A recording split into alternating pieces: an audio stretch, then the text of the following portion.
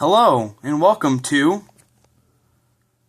Chickens Explain the World with Robert Cunningham, the only YouTube channel that explains what teachers just won't shut up about. Today we're going to discuss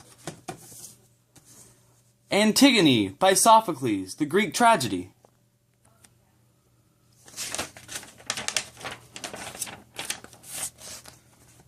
Antigone is a Greek play about a girl named Antigone who was the princess of a small kingdom called Thebes.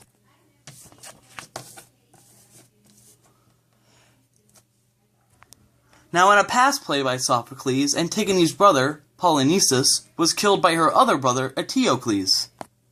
Polynices' final request was that Antigone have him buried. Antigone promised that she would.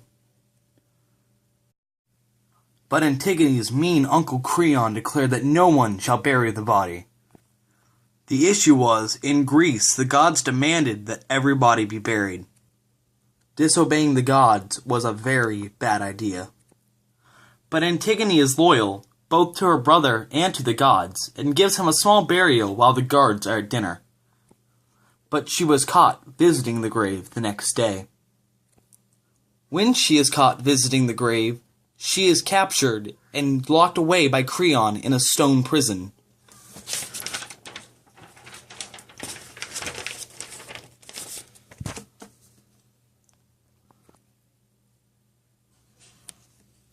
Well, it turns out Creon's son Haman was planning to marry Antigone, and he convinces his father to free her from her tomb. Whenever they finally unlocked the door, they were too late. She had already hanged herself. Haman is so angry, he tries to kill his father, but it fails. He then kills himself instead. Creon, now sad and lonely, has learned the ultimate lesson. No law you can create is above the law of the gods. Sadly, this story has no happy ending. He simply continues his life, lonely and sad.